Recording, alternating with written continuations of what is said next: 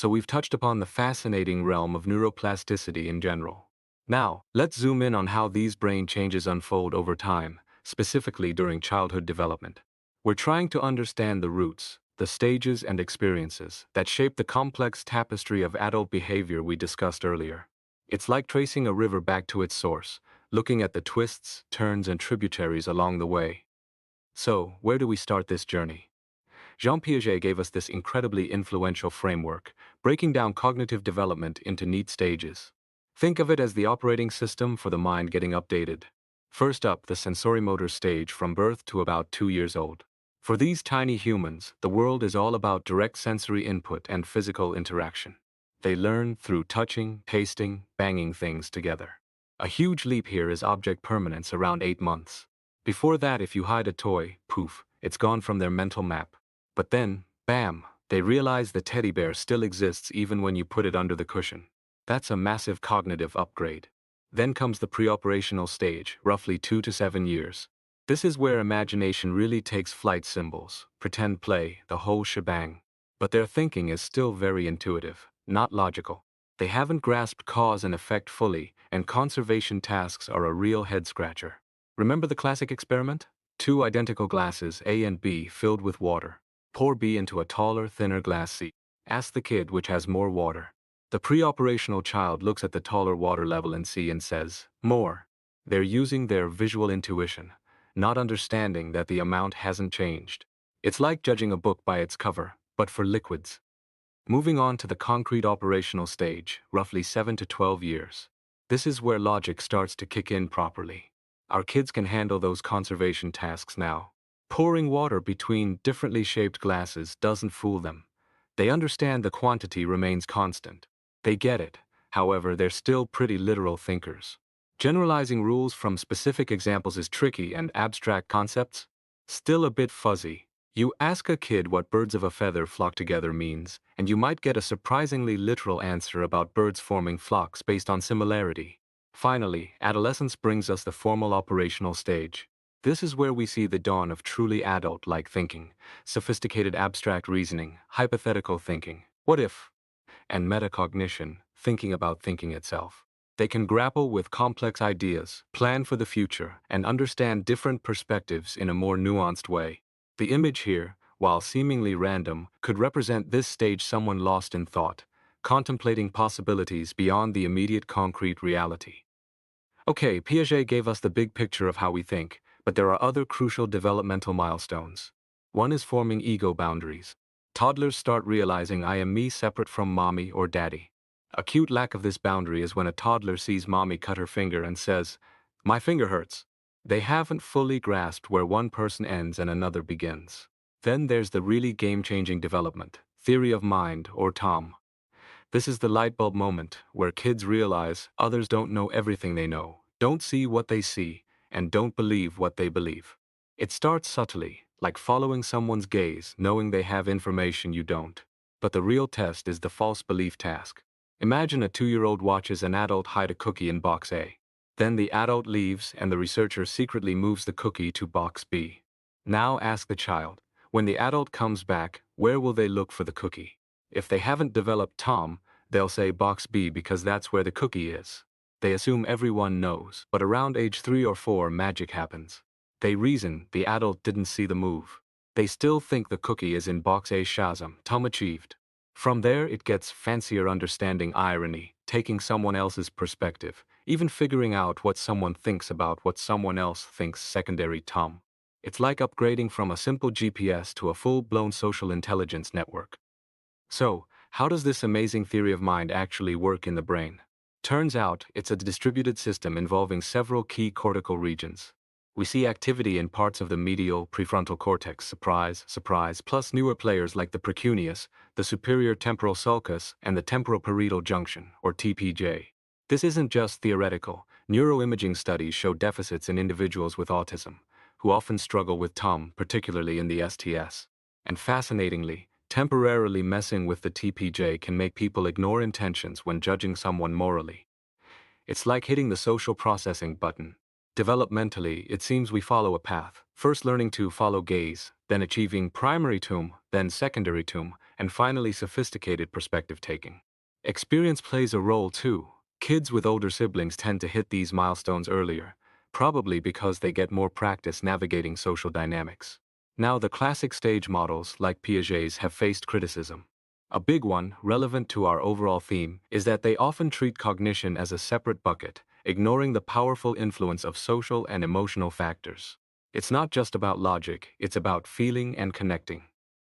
Exactly. Let's look at some evidence for that social-emotional link. Consider transitivity. If A is bigger than B and B is bigger than C, then A must be bigger than C. Show infants a violation of this rule with simple shapes, and they usually don't bat an eye. But personify those shapes, give them eyes and mouths, and suddenly their heart rate increases, they stare longer. It's like, wait a minute, character A should knock over character C, not the other way around. Humans seem to grasp logical relationships between individuals much earlier than between abstract objects. It suggests our social wiring is fundamental. Motivation also plays a role. Studies show rudimentary theory of mind is easier to observe in chimps interacting with another chimp compared to a human, and especially if food is involved. Emotion can even locally alter cognitive functioning in fascinating ways. Think about my daughter's example. She was visiting her old preschool, excitedly sharing details about her new school. She told everyone about playing on the swings, correctly realizing they didn't know about the swings at her new school. That's Tom. But then she mentioned Carolee reads us a story, referring to her wonderful new teacher, without explaining who Carolee was. Why? Because Carolee was amazing.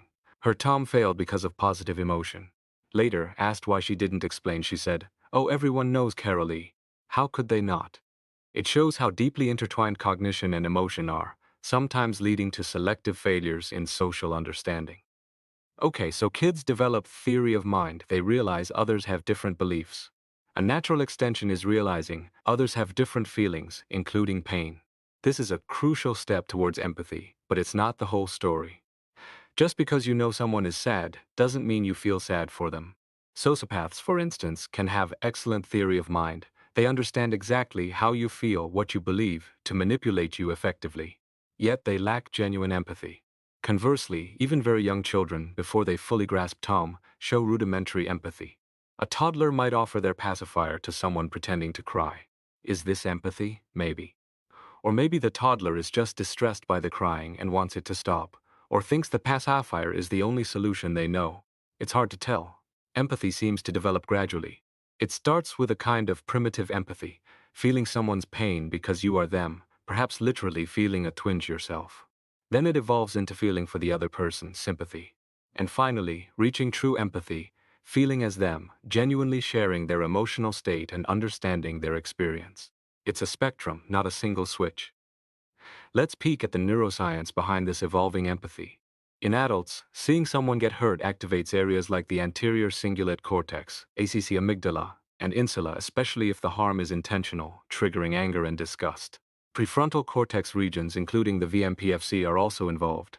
Interestingly, observing physical pain, like someone poking a finger, triggers a concrete vicarious pattern. Activation in the periaqueductal gray, PAG, central to our own pain perception. Sensory cortex related to fingers and motor neurons, making you clench your fist. It's like your body echoes the perceived pain. Now Jean Daciti's work shows how this changes in kids. With 7-year-olds watching someone in pain, the strongest activation is in those concrete regions, sensory motor cortex, with minimal coupling to the VMPFC. As kids get older, the VMPFC starts coupling more strongly with limbic structures. By adolescence, stronger VMPFC activation is linked to theory of mind regions. What's happening? Empathy is shifting from a concrete, almost physiological mirroring. Her finger hurts, so I feel a tingling in my finger, towards a more sophisticated, Tom-driven understanding of the other person's internal emotional state and experience. It's moving from a shared sensation to a shared understanding. This maturing empathy allows for more nuanced distinctions.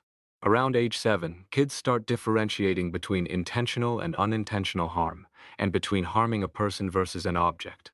This coincides with a shift in neural patterns, less PAG activity, more engagement of the VMPFC and TUM regions, especially when judging intentional harm, which also activates the amygdala and insula, adding an anger or disgust component. This is also when they first clearly distinguish between self-inflicted and other-inflicted pain. By 7, they're actively expressing empathy. Then, between 10 and 12, empathy becomes more generalized and abstract. They feel for poor people, not just one specific individual. There's a potential downside here too. This is also when kids start negatively stereotyping groups. Alongside empathy, a sense of justice begins to emerge. Preschoolers often lean towards egalitarianism, wanting fairness like giving a cookie to the friend who deserves it. But hold on, there's already an in-group bias, less fairness shown towards strangers. They also start reacting negatively to injustice. But again, it's initially very self-interested. Kids globally respond negatively to being treated unfairly around ages 4 to 6. It's only later, around 8 to 10, that they consistently react negatively when someone else is treated unjustly. And even then, there's significant cross-cultural variation. Early justice concepts are deeply tied to self-interest. With a developing theory of mind, the ability to take others' perspectives, nuanced empathy, and a budding sense of justice, a child is ready to grapple with the big questions. What's right? What's wrong? Lawrence Kohlberg, building on Piaget's ideas, dedicated his career to studying this. He presented kids with moral dilemmas, like the famous one. A woman needs a life-saving drug, but it's incredibly expensive. Should she steal it? Why? Kohlberg argued that moral judgment isn't just about feeling, it's a cognitive process, and it develops through increasingly complex stages of reasoning. He proposed 3 levels, each with 2 stages. Think of it as moral reasoning software, getting progressively upgraded. Let's break down the first 2 levels, starting with the most basic. Level 1 is preconventional reasoning, typically up to ages 8 to 10. Stage 1 is all about avoiding punishment. Will I get in trouble? What's the consequence? It's fear-based. Stage 2 shifts focus to seeking rewards. What's in it for me? Will I be praised? It's self-interest driven. Both stages are fundamentally ego-oriented, focusing on obedience or personal gain. Kohlberg noted that persistent aggression, especially callous and remorseless behavior, beyond these ages is concerning, potentially predicting future sociopathy. Interestingly, high pain thresholds, linked to sociopathy, might explain both the lack of empathy and the imperviousness to negative feedback. If punishment doesn't hurt, why change? Around this stage, kids also start reconciling after conflicts, finding comfort in it, likely due to reduced stress hormones. They reconcile more readily when the relationship matters to them, realpolitik. Level 2 is conventional reasoning, the stage most adolescents and adults operate in. Stage 3 focuses on interpersonal harmony and being a good boy or girl. What do others think? Who will I hurt? Stage 4 emphasizes obeying laws and maintaining social order. What's the rule? What would happen if everyone broke this rule? This is the conventional level, focused on relationships and societal norms. Then we reach level 3, post-conventional reasoning. This is the rarefied air Kohlberg associated with true moral giants. Stage 5 involves recognizing the importance of social contracts and individual rights, applying rules flexibly for justice. Think of a judge who sees illegal lending practices, but feels compelled to stop the bank for the greater good, even if the law wasn't technically broken. Stage 6 is the pinnacle, universal ethical principles guided by conscience. Here, moral principles transcend laws. One might break a law if their deeply held moral code demands it, even at great personal cost. It's the realm of heroes, guided by an internal compass. However, Kohlberg's model faced significant critiques. Carol Gilligan pointed out a major blind spot. His studies were mostly male, and women often reasoned differently, emphasizing care and relationships over abstract justice. Gilligan's different voice, not necessarily inferior.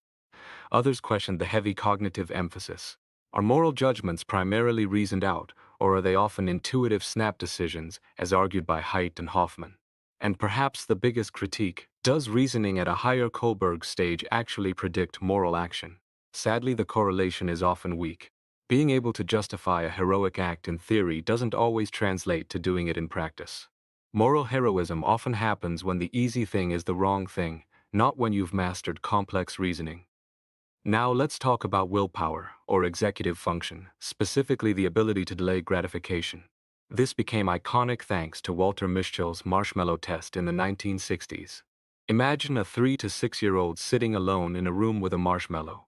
An experimenter tells them they can eat it now, or wait 15 minutes until they return, and they'll get 2 marshmallows. Simple choice, right? Not quite. Mischel found enormous variability. Some kids ate it before the door even closed. About a third waited the full 15 minutes. Others fell somewhere in between. and they used all sorts of creative strategies to resist that delicious temptation, covering their eyes, singing songs, sitting on their hands, sniffing it, pinching off tiny bits. Later research dug deeper into what influences this delay. Trust mattered hugely. If the experimenter had previously broken promises, kids wouldn't wait as long. Thinking about the marshmallow's taste-hot ideation crushed self-discipline, while thinking about its shape, cold ideation, or imagining an alternative reward like ice cream helped bolster resistance. Older kids generally did better, using more sophisticated strategies. Younger kids often relied on strategies like I kept thinking about how good the second marshmallow would taste. That's a recipe for disaster. Older kids used distraction, thinking about toys, pets, or reappraisal. This isn't about marshmallows, it's about the kind of person I am. For Mischel, maturation of willpower wasn't just about stoicism, it was about developing effective coping strategies. And here's the kicker. Mischel didn't just stop at tracking kids for a few years. He followed them up decades later. Did that marshmallow waiting time predict anything about their adulthoods? You bet. The kids who could wait longer as 5-year-olds tended to have higher SAT scores in high school, more social success, greater resilience, and less aggression and oppositional behavior. Fast forward 40 years and they still showed benefits. Better frontal lobe function, more PFC activation during tasks, and even lower body mass indexes. It's astonishing how much predictive power that single measure seemed to hold. A gazillion-dollar brain scanner doesn't hold more predictive power than one marshmallow. Every anxious middle-class parent obsessed over these findings, turning marshmallows into fetish items. It highlights the profound impact of early executive function development on lifelong outcomes. So, we've seen how cognitive abilities, social understanding, and self-control develop. But how do we connect these psychological experiences back to biology? This is a key challenge. It's easy to see the link between malnutrition and poor cognitive skills. That's a direct biological pathway. But what about a child raised by cold, unresponsive parents developing feelings of being unlovable as an adult? Linking that purely biologically is trickier. We might know less about the specific neural mechanisms, or it might be harder to articulate, or find a direct biological intervention, like a pill for self-esteem versus cognition. But the text argues forcefully, biology mediates both links. Think of it like this. A cloud and a brick are different, one tangible, one less so, but they're both made of matter, governed by the same physical laws.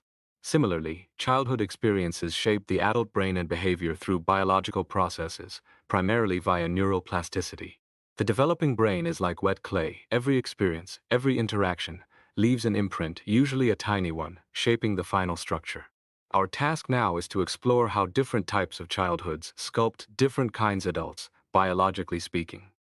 Let's start at the very beginning, the importance of mothers. Seems obvious, right? Well, even rodents need mom.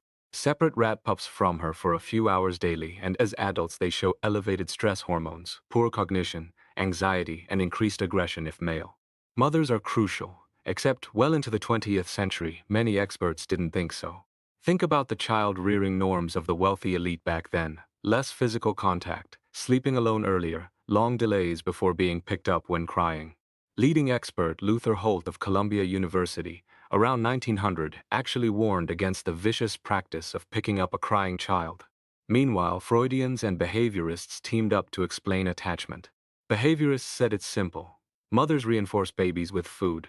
Freudians agreed, adding that infants are too underdeveloped for anything beyond the breast. Combined with the children should be seen but not heard philosophy. This suggested affection and warmth were superfluous once basic needs were met. This dangerous thinking led to disastrous practices, like severely restricting maternal visitation in hospitals. Kids were hospitalized for weeks, visited briefly once a week, and tragically succumbed to hospitalism, wasting away from infections and GI issues unrelated to their original illness. It was an era where germ theory morphed into a belief that untouched, isolated kids were safest. Then came John Bowlby in the 1950s, revolutionizing our understanding with attachment theory. He challenged the view of infants as simple organisms with few emotional needs. Bowlby laid out the obvious answers we'd give today. Children need love, warmth, affection, responsiveness, stimulation, consistency, reliability from their mothers. What happens in their absence? Anxious, depressed, poorly attached adults. Bowlby inspired Harry Harlow's iconic experiments, which utterly dismantled the Freudian and behaviorist dogma. Harlow raised infant rhesus monkeys with two surrogates. One provided milk via a tube, the other was wrapped in soft terry cloth. One gave calories, the other simulated maternal touch. What did the infants choose? Consistently, they clung to the terry cloth mother for comfort, even though the wire mother provided food. Man cannot live by milk alone. Love is an emotion that does not need to be bottle or spoon-fed, Harlow concluded. The image perfectly captures this, finding the monkey seeking solace in the comforting texture, not just the nourishment. Harlow's work also illuminated a cornerstone of this book: what mothers and peers provide as children grow. They don't just teach the basic actions, like pulling a trigger or touching someone's arm. Those are largely hardwired fixed action patterns. Instead, they teach the crucial context: when, where, and to whom these behaviors are appropriate. Think about baboons in Kenya. A low-ranking female grabs her daughter by the tail, preventing her from approaching a high-ranking infant. That's the daughter's first lesson about social hierarchy. You see her, she's much higher ranking than you, so you don't just go and hang with her. Harlow demonstrated this powerfully, albeit controversially, with air puff surrogates. Infant monkeys, raised with these devices, received a blast of air when clinging. Logically, they should flee, but they held on tighter. Why do we sometimes cling to sources of pain, like abusive partners? Psychological explanations abound: low self-esteem, codependency, identifying with the abuser. But Regina Sullivan's work with rats offers a biological twist. Newborn pups have a stress hyperresponsive period SHRP where their adrenal glands are suppressed. If deprived, they rapidly reactivate. During SHRP, any strong stimulus, even aversive ones, can become reinforcing if mom is present because the infant assumes mom ensures safety.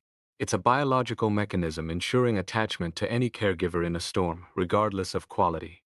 This helps explain why abused kids might form bonds with abusers, but also raises the question: why do some abused individuals become abusers themselves? Again, psychological factors play a role, but Sullivan found abused monkey mothers are more likely to abuse their own offspring, suggesting a biological transmission. Okay, let's shift gears slightly. We've talked about the critical role of positive early experiences, especially maternal care. But what about the opposite, childhood adversity? This covers a range of negative experiences: abuse, neglect, poverty, violence, exposure, parental conflict, etc. While each has unique aspects, they often converge on similar biological and psychological effects. The common thread is that childhood adversity significantly increases the odds of various adult problems: depression, anxiety, substance abuse, impaired cognitive abilities, particularly involving the frontal cortex, difficulties with impulse control and regulating emotions, increased risk of antisocial behavior and violence, and a tendency to replicate adverse conditions in later relationships, like staying in abusive partnerships. It's a heavy burden. However, it's crucial to note that despite these risks, some individuals endure miserable childhoods remarkably well. Resilience exists, and protective factors can buffer against these negative impacts. We'll delve into the biological links next. So, how does adversity get under the skin? A major pathway is through stress. Childhood adversity chronically elevates stress hormones like glucocorticoids GCs, keeps the fight or flight system, sympathetic nervous system SNS, hyperactive, and impairs the ability to recover baseline stress levels. Think of it as the body's emergency brake system being constantly engaged. This constant exposure to high GCs has detrimental effects, especially during development. For the hippocampus, the brain's memory center, it leads to impaired learning and memory, and reduced hippocampal volume, as seen in adults with PTSD following childhood abuse. The likely culprit: GCs inhibit BDNF, a vital growth factor for neurons. Similarly, the frontal cortex, responsible for executive functions like planning, impulse control, and emotion regulation, suffers. Elevated GCs, again via BDNF inhibition, impair its maturation and function. Martha Farah's work on childhood poverty is stark. By age 5, lower socioeconomic status SS correlates with higher baseline GCs, thinner frontal cortex, lower metabolic activity in the frontal cortex, and poorer executive function. To achieve the same level of control, lower SAS kids must activate more frontal cortex than higher SAS kids. It's like running on a treadmill uphill. Furthermore, childhood adversity can impair the corpus callosum, the bundle connecting the brain hemispheres, affecting integration. The message is sobering. The environment literally shapes brain structure and function, often stacking the deck against success from a very young age. The story continues with the amygdala, the brain's alarm center. Unlike the hippocampus and frontal cortex, childhood adversity often leads to a larger, hyperreactive amygdala. This increases the risk of anxiety disorders. When paired with the underdeveloped frontal cortex, it creates a recipe for problems regulating emotions and impulses. Normally, around adolescence, the frontal cortex matures to inhibit the amygdala's reactivity. But adversity can accelerate amygdala maturation in a way that reverses this dynamic. The amygdala might develop the ability to inhibit the frontal cortex, leading to impulsive, reactive behavior.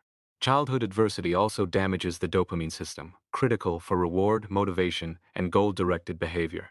This manifests in two key ways. First, it dramatically increases vulnerability to addiction. This likely stems from a combination of effects on the developing dopamine system, the chronic exposure to adult-like GC levels which can increase craving, and the poorly developed frontal cortex needed for impulse control.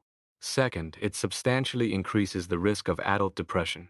Depression is characterized by anhedonia, the inability to feel pleasure. Chronic stress depletes the mesolimbic dopamine system, contributing to this. Childhood adversity lowers the threshold for stress-induced depressive episodes, creating a second hit scenario where manageable adult stresses trigger depression in those already sensitized by early trauma. It fundamentally alters the brain's reward circuitry and stress response. Now let's consider specific types of adversity. Witnessing violence is particularly potent. Direct exposure to domestic violence, warfare, or gang murders leads to immediate problems like impaired concentration and impulse control, and long-term risks including depression, anxiety, and aggression. Witnessing gun violence doubles a child's likelihood of serious violence within 2 years. Consistent with our general picture, violent criminals are more likely to have witnessed violence as kids.